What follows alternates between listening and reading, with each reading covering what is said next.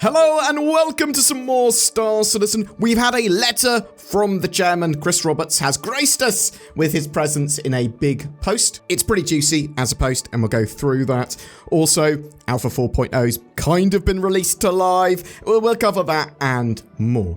Letter from the chairman. Long ago, lost in the mists of time before COVID, at CitizenCon 2949, we showcased the first in-game prototype of travelling from Stanton to the Pyro system via a jump point. I was there at that CitizenCon. I very much enjoyed that. After a much longer than anticipated development process, what was teased in 2019 becomes a reality for all players when we launch Star Citizen Alpha 4.0 to the live servers as part of what we're calling the 4.0 preview. For the first time in our history, we will be running 2 live releases in parallel, each with their own progress and persistence. This means you'll have the unique opportunity to choose which version you want to dive into, at least for a little while. At this stage, we both want and need the high traffic of a live release to thoroughly test server meshing and the newly refactored systems that rely on it as they go through their final paces. We acknowledge that we did not have time to get all the mission types working before our holiday break, which is why we've decided to temporarily support 2 parallel live tracks. Alpha 3.24.3 will remain available, so you can play the missions and engage in gameplay loops that are not working to our new playable standards in 4.0. Meanwhile, the 4.0 preview will also be accessible from your launcher as a second live option. If you are not interested in previewing 4.0, you can simply select 3.24.3 from the drop-down and continue enjoying the current live build. This may feel like our usual PTU process, but there is one key difference. By running both builds on the live environment, we can take steps to ensure your progress on 4.0 will carry over. Our goal is for anything you do and earn in 4.0 preview to persist without any further wipes, unless something major happens, though we do not anticipate that. That said, it's important to note that progress made in 3.24.3 will remain tied to that version and not transfer to 4.0. This allows us to maintain a clean slate for the new systems coming online with 4.0 preview, ensuring a consistent and stable environment as we look to depreciate 3.24.3 in the new year. So yeah, been a full wipe with 4.0. You can play 4.0 on the preview branch and it is effectively the live release, although they will be updating that, and then 3.24.3 still exists there and they'll be depreciating that with that 4.0 build as they add more hotfixes to it. I recommend that most people that want to play Star Citizen move over to that 4.0 build unless there's something specific you want to do in 3.24.3. Chris continues, as you navigate through Stanton and Pyro, you are now navigating seamlessly through a mesh of servers that encompasses the entire game. Each planet, landing zone, or major station is now covered by different game servers. Thanks to this technology, server boundaries are effectively invisible, even at our high levels of fidelity, ensuring smooth, uninterrupted gameplay. This means that server performance, playability, and overall health are now local to each of the nodes in the server mesh.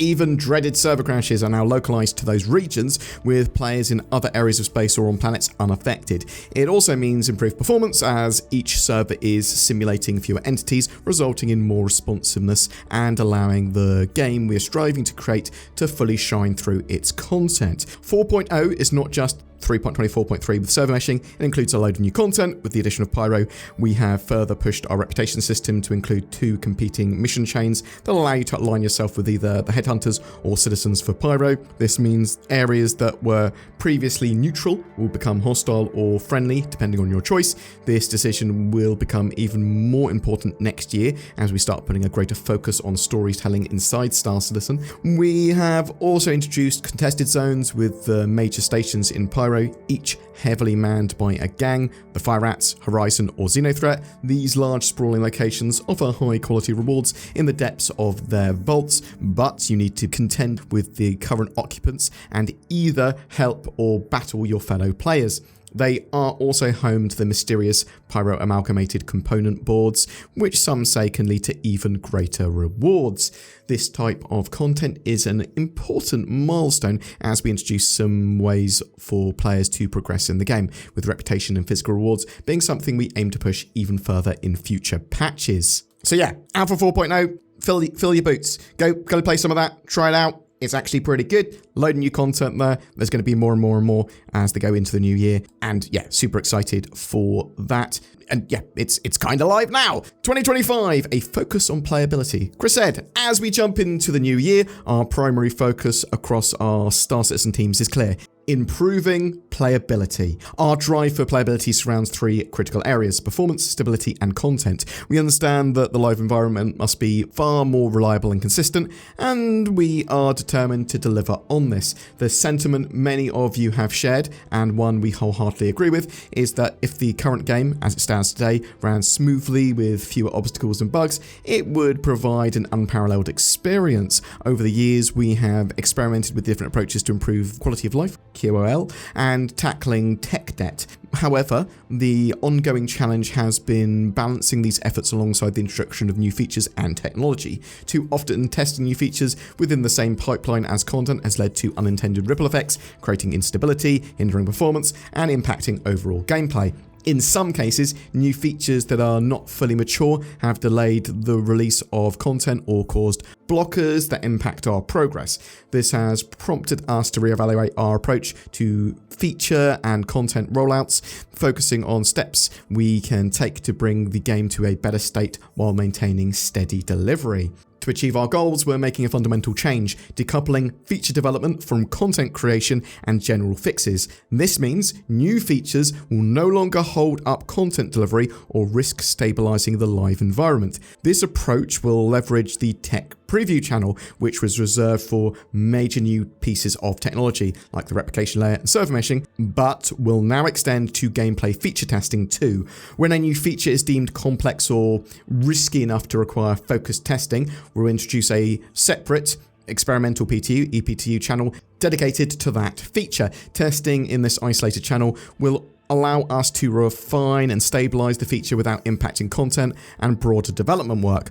Only once the feature is fully greenlit will it integrate into our standard Evo PTU live pipelines. This means we have more stability and predictability in our ongoing game releases, as the main development stream will not be disrupted by untested features still being worked on. Instead, the team can focus on improving stability, performance, and quality of life alongside this playability initiative. We're also tying together our content releases so that they feel more connected to the world. This means each new content drop will be more focused and drive an overall narrative forward, similar to our Overdrive and Save Stanton events. This content will then unlock new and powerful rewards, including ships, armors, and weapons that you can play to earn. So yeah, really interested in what they're saying there. So they're going, there are reasons to play Star Citizen now, even if you're looking forward to the 1.0 release in the future.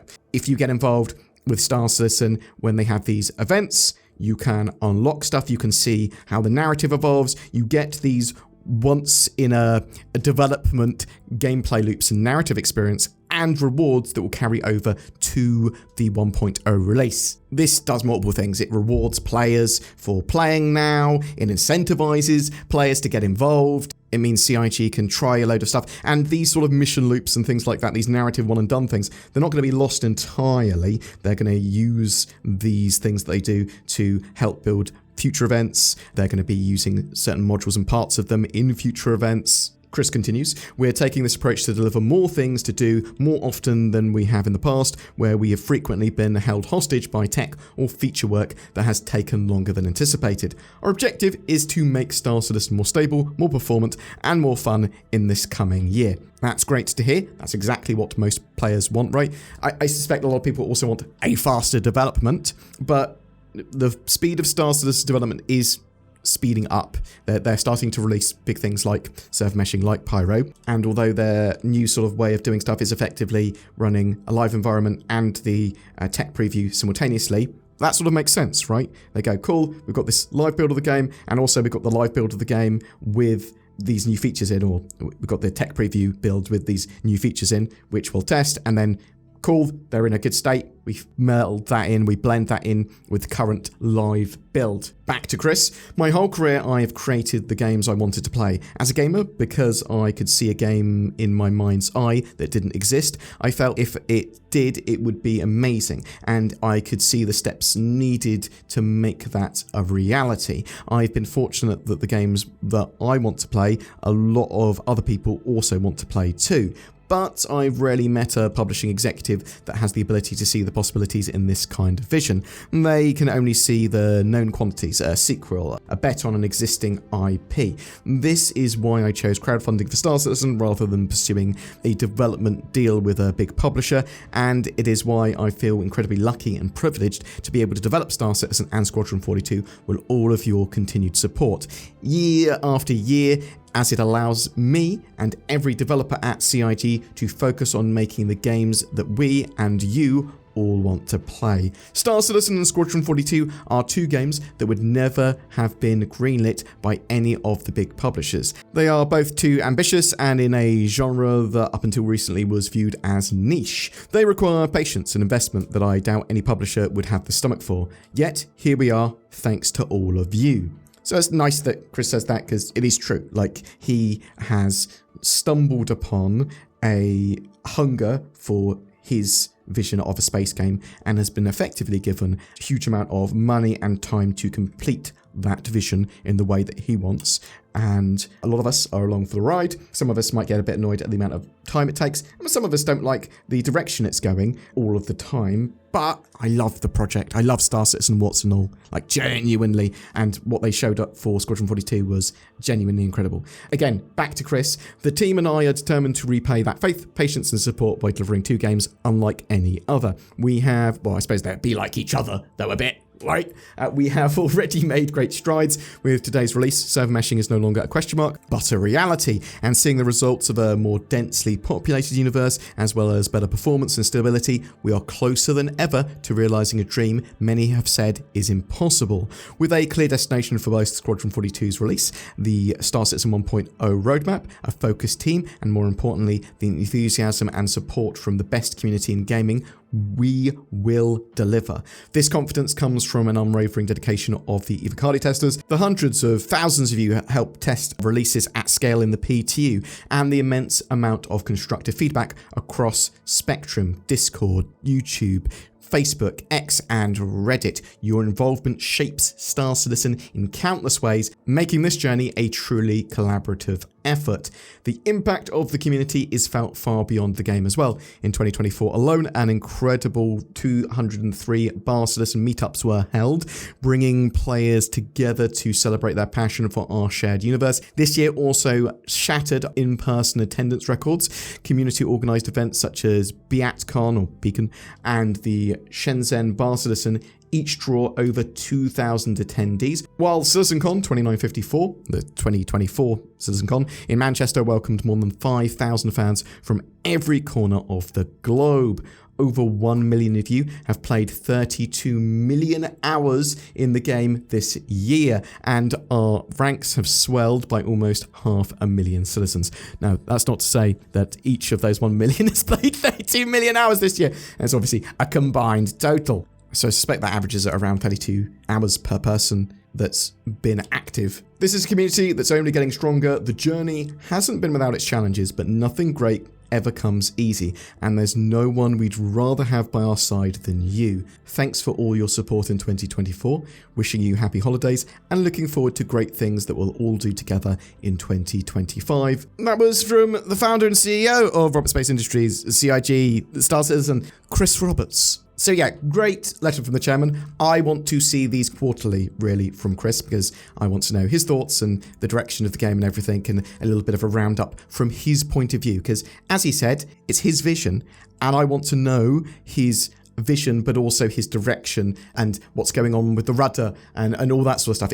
It's sort of important, right? Like having Chris talk to us. But yeah, I love it when he does. These letters from the chairman, very insightful. And yeah, great. We've got 4.0 running on effectively a live build. We've got 3.24.3 also being run because 4.0 is not up to standard quite yet. There's some features that they want refined. They want to get a bit more stable, all that sort of stuff. And that looks like what they're going to do in the future as well. They're going to be running these tech preview builds, which may effectively be live, maybe not all the time. Sometimes it's just going to house a new feature on that requires testing, and then as soon as they've got that sort of stable and tweaked and improved performance and optimized wise and all that sort of stuff, then they'll bring it into the live build, hopefully relatively quickly. You'll probably see this with things like dynamic server mesh and base building, any new gameplay mechanic that they want to bring into the game. They'll go, does it work on the current live build? Some are just going to turn up, I suppose, after the standard Evocati and PTU phases and all that sort of stuff. But some they'll go, no, let's put them in this tech preview and run them parallel, bring them in when they're ready. But yeah, I'm interested to know what you think of that. Do you wish Chris had talked about some other bits and bobs? Didn't really talk about Squadron 42 there, but he did a lot at CitizenCon and all that sort of stuff. He hasn't made a load of statements on that previously. And I suppose this was addressing more what's happening with 4.0, what's going to be happening during 2025 than anything else. I'm really interested to know what you think. Chuck it in the comments below. We're going to be playing loads of 4.0 over the coming weeks. We've also got videos on like the Mirror Guardian, any new ships that turn up. We're waiting on some other bits and bobs as well. We've got the financials that will be coming out in the next week or so. I don't think CIG are going to be beating the 117 million in funding they made from the previous year. I think it's going to be between 110 and 115 million this year. So either the second or third highest year in earnings for them. But yeah, we'll look at that sort of stuff when we actually have that financial report and when it's the end of the year, I suppose. Comments down below. Merry Luminalia. Thank you very much for supporting the channel, and I am blessed to be joining you in this Star Citizen development process. I absolutely love the game, warts and all, and the project, the development is really interesting to me. What about you? The Adobe Eye Tracker 5 is on sale until the 3rd of January 2025. You can get 20% off now. It gives you natively supported high precision head and eye tracking in Star Citizen, and it is absolutely awesome for deeper immersion, for combat, for a whole range of stuff as long as you use it. Go to toby.gg/BoredGamer or use the links below to get that discount and help the channel.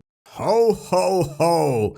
Hey there, Timmy. No, that's Northern Claus. No, Timmy, I am normal Santa with presents for you. You're really a normal Santa? Yes, why would I lie about that? I'll have the one on the left. There you go, Timmy. Open your lovely box of spiders. I hate spiders! So do I, Timmy. That's why I would have picked the other box, which was full of NordVPN. Ho, ho, ho. Use the links below to get nordvpn.com/BoredGamer and help protect yourself online, but also give you better accessibility. It should be part of your Christmassy toolbox. Merry Nordmas, one and all. Every month we give away a Star Citizen ship, and December is no different. We're giving away a Starlancer Max, the new super freelancer by MISC. This allows you to do a little bit of everything in the verse. It's a great multi-role ship, multi-mission ship, and multi-crew. It's flyable in-game right now as well. All you need to do to be in for a chance of winning that is comment on any of my videos made during December. That engagement helps the channel. Something else that helps the channel is liking, subscribing, commenting, sharing these videos. Thank you very much to the people that have gone the extra mile by clicking the join button or becoming Patreons. That really helps the channel so much. There'll occasionally be some exclusive content going up there. It'll be like Zin and I playing an escape room. So thank you so much, and feel free to join those lovely people by clicking on the join button or the Patreon link under the videos. Thank you so much for watching, and I hope you have a great ho ho ho Nordmas!